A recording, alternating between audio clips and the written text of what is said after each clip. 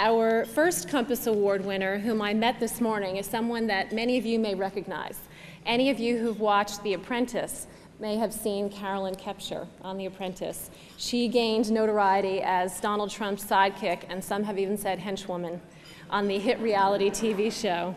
But when Carolyn is not filming The Apprentice, she actually has a day job. She is the executive vice president of the Trump Organization and serves as chief operating officer and general manager of Trump National Golf Club in New York and in New Jersey as well. In her role, she oversees the day-to-day operations of over 250 employees at both Trump properties.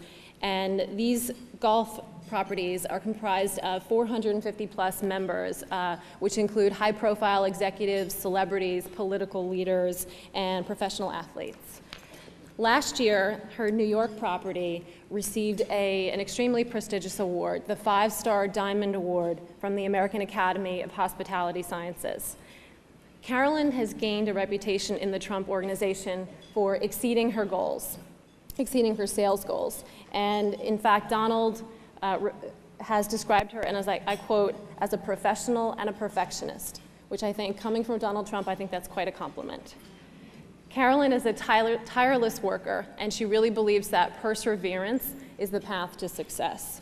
She is a vocal leader on a variety of issues, such as women's role in corporate America, leadership, management, and overcoming stereotypes and obstacles. Carolyn, would you please join us on stage to receive your 2004 WLE Compass Award.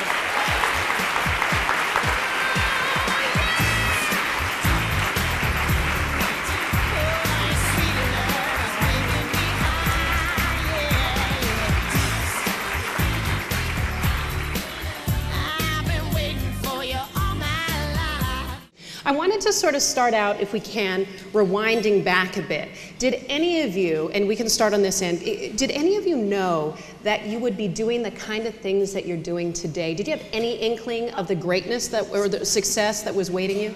Carolyn, let's start with you.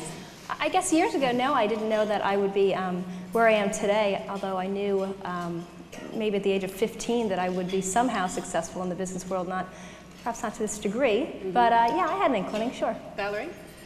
I just knew I wanted to change the world.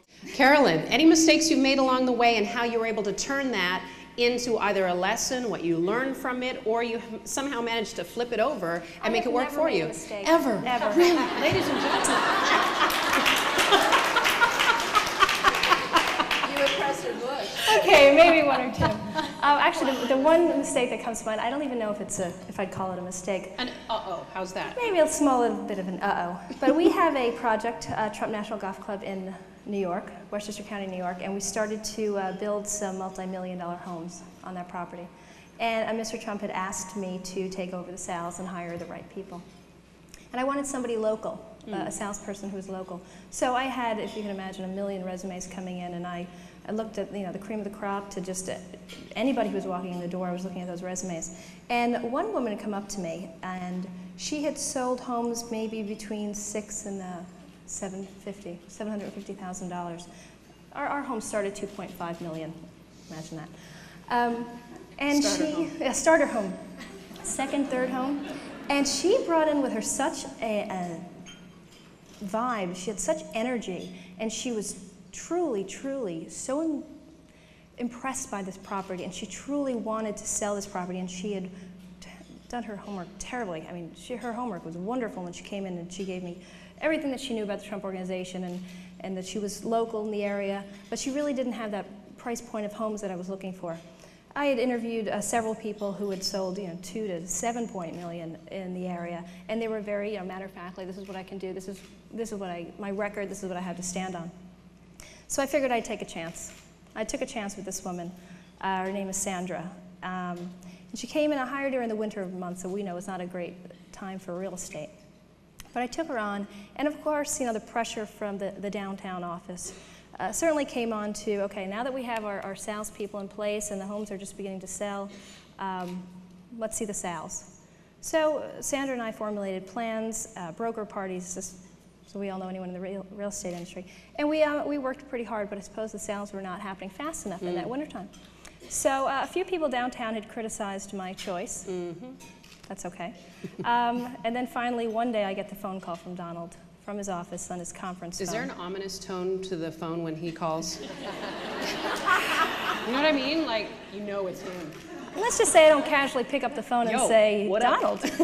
No. I typically take a deep breath first. D. D.